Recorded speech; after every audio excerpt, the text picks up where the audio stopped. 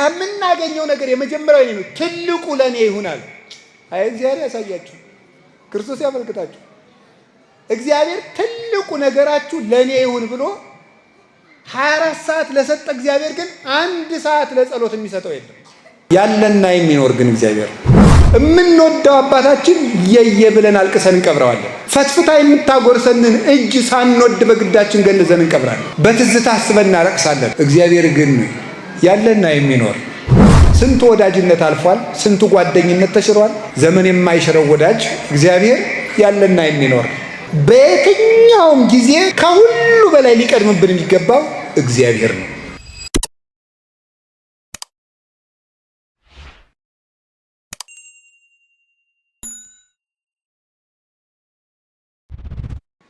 ያለና የሚኖር ቀዳማዊና ዳህራዊ።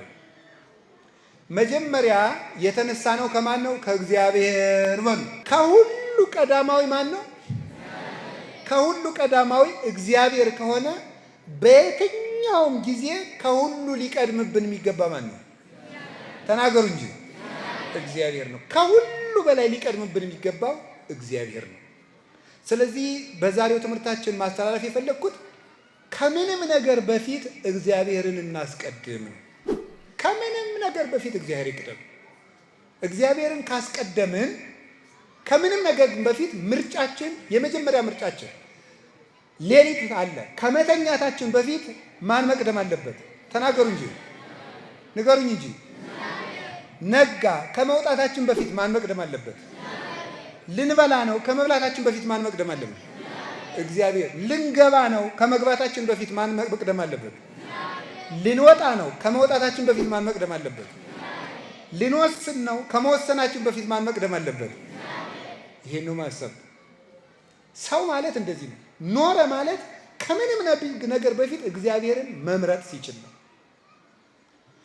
ለዚህ ማስረጃ የሚሆኑ 1 2 3 ጥቅሶችን ልናገር። የመጀመሪያው እግዚአብሔር የመጀመሪያ ለመሆኑ በኦሪት ዘጸአት ምዕራፍ 13 ቁጥር 1 ላይ ምንድን ነው የሚለው?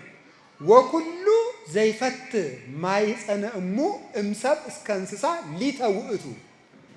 ከሰው እስከ እንስሳ ድረስ የእናቱን ማህፀን የሚፈታ በኩር ሁሉ የኔ ነው አለ። የእናቱን ማህፀን የሚፈታ በኩር ሁሉ የኔ ነው። የመጀመሪያው ልጅ ለኔ ነው አለ። የመጀመሪያው ልጅ ለኔ ነው። የመጀመሪያ ልጅ ማለት በእስራኤል ባህል ከአባቱ ቀጥሎ የቤቱ ራስ ማለት ነው። የቤቱ መሪ ነው። ስለዚህ የመጀመሪያው ልጅ የኔ ነው አለ። የመጀመሪያውን እንስሳም የኔ ነው አለ። የመጀመሪያውን አዝመራም ለኔ አምጡ፣ የመጀመሪያውን ደመወዝም ለኔ አምጡት አለ። ለምን? እግዚአብሔር የመጀመሪያ ምርጫችን ስለሆነ። ከምናገኘው ነገር የመጀመሪያው ነው ትልቁ ለኔ ይሆናል። አይ እግዚአብሔር ያሳያችሁ፣ ክርስቶስ ያመልክታችሁ። እግዚአብሔር ትልቁ ነገራችሁ ለኔ ይሁን ብሎ 24 ሰዓት ለሰጠ እግዚአብሔር ግን 1 ሰዓት ለጸሎት የሚሰጠው የለም። ለእግዚአብሔር ማለት መጀመሪያ ውድ ነገራችሁን ለኔ ስጡኝ ነው። ውድ ነገራችሁ። አሁን እንገራችሁ፣ አንድ ሰው የመጀመሪያ ደመወዙን ለእግዚአብሔር መስጠት አለበት። የመጀመሪያ ነገሩን ሁሉ ይሄ በኩር የሚለው አባቶቻችን እንደሚነግሩ ልብ ነው ይላሉ። የበኩር ልጃችሁን ስጡኝ ማለት በኩር ማለት ትልቅ ነው። ከህዋሳት ወይም ከሰውነት አካላት ደግሞ ትልቁ ማለት ነው ልብ ነው። ስለዚህ ምን ማለት? ልባችሁን ለኔ ስጡኝ ነው። መጀመሪያ ልባችሁን ለኔ ስጡኝ። እግዚአብሔር በጣም የምናከብረውን ነገር ለሱ እንድንሰጠው። ይስሐቅን እግዚአብሔር አብርሃምን ምን ነው? የምትወደውን ልጅ ለኔ ረድልኝ ነው። ይሄ ማለት ምን ማለት? በጣም የምትወዱትን ነገር ለኔ ስጡኝ። እግዚአብሔር የሚፈልገው እሱ ነው። አሁን የመንፈቀ ሌሊት ጸሎት በጣም ውድ ነው። ለምንድን ነው ጸልዩ የሚል ማለት? መንፈቀ ሌሊት ሰው እንቅልፍ የሚወድበት ሰዓት ነው። የምንወደውን ነገር ለእግዚአብሔር በመሰዋት እግዚአብሔርን እንደምንወደው የምናረጋግጠው በዚህ ነው። ይሄ ነው መጀመሪያ የበኩር ልጃችሁ ለኔ ስጡኝ። ኦሪት ዘጸአት ምዕራፍ 20 ቁጥር 1 ጀምሮ እስከ 3 ድረስ ስትመለከቱ እንዲህ የሚል ቃል ደግሞ ታገኛላችሁ። እግዚአብሔር 10 ትእዛዝ ሲሰራ የመጀመሪያዎቹ ለማን የተሰጡ ናቸው? ለሱ። ከኔ በቀር ሌላ አምላክ አታምልክ። የመጀመሪያው ከኔ በቀር ሌላ አምላክ አታምልክ። የፈጣሪ የእግዚአብሔርን ሰንበት አክብር። 2 ሶስተኛስ ምን አለ? የአምላክህን ስም በከንቱ አትጥራ። አያችሁ፣ ከህግም የመጀመሪያው ለሱ አስቀድሞ። 4ኛ የሚመጣ እናት አባትህን አክብር ነው። መጀመሪያ ከእናት አባት በላይ ቅድሚያ የሚሰጠው እግዚአብሔር ነው። እግዚአብሔር ቅድሚያ ይሰጠኝ አለ። ስትወልዱም ቅድሚያ ለኔ ስጡኝ፣ ስትዘሩም ቅድሚያ ለኔ ስጡኝ። ሕግም መጀመሪያ እኔን እያያችሁ አክብሩ። መጀመሪያ እኔ ልከበር አለ እግዚአብሔር። ሌላ ሁሉ ትርፍ ነው። መጀመሪያ እኔን አክብሩኝ። የማቴዎስ ወንጌል ምዕራፍ 6 ላይ ስታነቡ ቁጥር 10 ላይ ስንጸልይ አባታችን ሆይ በሉ እስኪ ሁላችሁ በሉ አባታችን ሆይ በሉ እሺ። በሰማይ የምትኖር ስምህ ይቀደስ። ቀጥሉ መንግስት ትምጣ። መንግስት ትምጣ ፈቃድ በሰማይ እንደሆነች እንዲሁም ከዚያ ምን ይቀጥላል? አየው የዕለት እንጀራ መቼ ነው? ኋላ ነው። የሚቀድመው ማን ነው? እስቲ እግዚአብሔር በሉ። ከዕለት እንጀራ ማን ይቀድማል? እግዚአብሔር ይቀድማል። እያንዳንዳችሁና እያንዳንዳችን ቢሮ ስትሄዱ ስራ አይደል እያላችሁ ነው የምትሮጡት። እግዚአብሔርን በየቀኑ መታሰብ የለበትም ወይ? አለበት።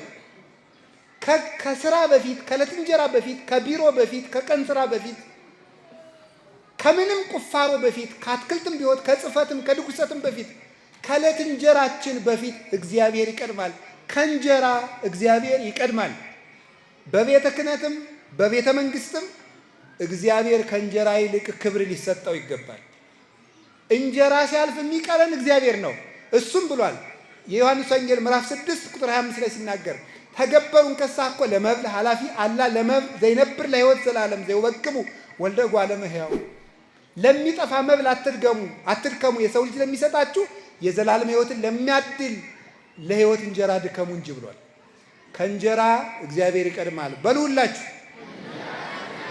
አቤት ከእንጀራ። በገንዘብ ሰው የምትሸጡ በገንዘብ ድሃ የምታስለቅሱ ሰው ሽጣችሁ ሀብት የምታከማችሁ በሰው ደም ቤት የምትሰሩ ሁሉ በመምህር አምላክ ከእንጀራ እግዚአብሔር ይቀድማል። እግዚአብሔርን እዩት። ይሄ እንጀራ እንቆ ይገላችኋል። ካልሆነም ወይ ሀድጉ ለባይድ ብዕሎሙ ለማያውቁት ገንዘባቸውን ያጠራቅማሉ እንዳለ የሌባን ገንዘብ ሌባ ይበላዋል፣ የአመፀኛን ገንዘብ አመፀኛ ይበላዋል። በአመፅ ብታጠራቅሙት አመፀኛ ይወርሳችኋል። እናንተ ግን ከለፋችሁበት አንዳች አትቀምሱም። አንተ ሰነፍ በዚህች ሌሊት ነፍስን ከስጋው ለይቶ ይወስደዋል ብሎ እንደተናገረ ከእንጀራ እግዚአብሔር ይቀድማል። ከቃሉ ጋር ናችሁ? ከቃሉ ጋር ናችሁ? ከዚያስ ምን አለ? በምድር ካለው ነገር ሁሉ ምን አለ ደግሞ? መንግስት መቅድመ ሁሉ እሱ መንግስቶ ጽድቆ ወኩሉ ሰይቱ ያሰከክሙ። እናንተስ ከሁሉ አስቀድማችሁ ምኑን ፈልጉ አለ? መንግስቱን አለ። ከሁሉ አስቀድማችሁ መንግስቱን፣ ሌላው ዳራጎት ነው ይጨመራችኋል አለ። ከምንም በፊት መንግስተ ሰማያት ትቅደም። እግዚአብሔራዊ ነገር መጀመሪያ ይሁን፣ ሌላው ሁለተኛ ይሁን። ይሄን ያደረግን እንደሆነ እግዚአብሔር እንደምንወደው እናውቃለን። ስለዚህ ከእንጀራችን ይልቅ እግዚአብሔርን፣ ከልብሳችን ይልቅ እግዚአብሔርን እንዴ ወበይንተ እብለክሙ ኢትተክዙ እንዘ ትብሉ ምንተ ንበልዕ ወምንተ ንሰቲ ወምንተ ንትከደን ወዘንተሳ ይዛ በምድር ዛፋ ያሐስስዎ። እናንተ ግን ምን እንበላለን፣ ምን እንጠጣለን፣ ምን እንለብሳለን እያላችሁ አትጨነቁ። ይሄንማ ከእግዚአብሔር አፋ ያሉ አሕዛብስ ይፈልጉት የለምን? አንተ ሙሰ መቅድመ ኩሉ እሱ መንግስቶ ጽድቆ። እናንተ ግን አስቀድማችሁ መንግስቱንና ጽድቁን ፈልጉ። መጀመሪያ መንግስተ ሰማያት። አሁን እኛ ምንድን ነው የምናደርገው? ምዕመናን ስራዬን ሰራርቼ አንደኛዬን ንስሐ እገባለሁ አይደለም። መጀመሪያ መንግስተ ሰማያት፣ ኋላ ስራ። ቀጥሎስ ከእናት አባት ይልቅ እግዚአብሔር መከበር አለበት። ዘያፈቅር አባሁ ወእሞ ወገራይቶ ወለቶ። አባቱን እናቱን ወንድ ልጁን ሴት ልጁን እርሻውን ከኔ ይልቅ የሚወድ የኔ ሊሆን አይችልም። ከእናት አባትም እግዚአብሔር ይቀድማል። የመጨረሻ ከራሳችንም እግዚአብሔር ይቀድማል። ከኔም ራሴ ከእግዚአብሔር ይቀድማል ማለት ነው ሃይማኖት ማለት። እግዚአብሔር አምላክን በፍጹም ልብህ በፍጹም ኃይልህ አፍቅሮ ለእግዚአብሔር መቅድመ ኩሉ አፍቅሮ ለእግዚአብሔር አምላክከ በኩሉ ልብከ ወበኩሉ ነፍስከ ወበኩሉ ኃይልከ ወበኩሉ ህሊናከ።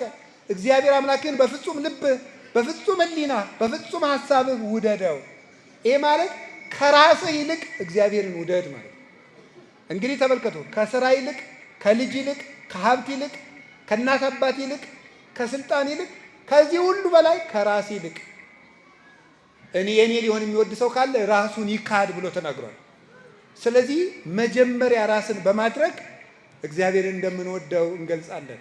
እግዚአብሔርን እንደዚህ አድርገን መጀመሪያ ምርጫችን ካደረግን ወኦ አልፋ ወኦ መጨረሻችንን ማን ይሆናል? እግዚአብሔርን እንመስላለን። ምን ማለት ነው? መጨረሻችንን እግዚአብሔርን እንመስላለን ማለት እግዚአብሔርን መጀመሪያ ያደረገ ሰው መጨረሻም እግዚአብሔር ይሆናል። እስመ ዘባቤከ የአርፍ ነጽሮ ኩሉ ነባቤር እግዚአብሔርን እያየ የኖረ ሰው መጨረሻ ላይም እግዚአብሔርን ያያል። እግዚአብሔርን እያስቀደመ የኖረ ሰው መጨረሻ ላይ ማረፊያው እግዚአብሔር ይሆናል። እግዚአብሔርን እያስቀደመ የኖረ ሰው መጨረሻ ላይም ከእግዚአብሔር ይኖራል። እመጽእ ካዕበ ንስሐክሙ ከመ ተሃልው አንትሙ ይሃባሉ ከሆነ ተመልሼ እመጣለሁ እናንተም እኔ ካለሁበት እንድትኖሩ መጥቼ ዳግመኛ ወስዳችኋለሁ ብሎናል። የዮሐንስ ወንጌል ምዕራፍ 14 ላይ መጥቼ እወስዳችኋለሁ ብሏል። አያችሁ ሐዋርያት እግዚአብሔርን መጀመሪያ አድርገው ሁሉን ትተው ቢከተሉት መጨረሻችሁም ከኔ ጋር ነው ብሏል። ከእግዚአብሔር ጋር ጀምረን ከእግዚአብሔር ጋር እንድንጨርስ ይርዳል። በእግዚአብሔር እንጀምር፣ በእግዚአብሔር እንጨርስ። መጨረሻችን በመድኃኔዓለም ያርግልን። ወስብሐት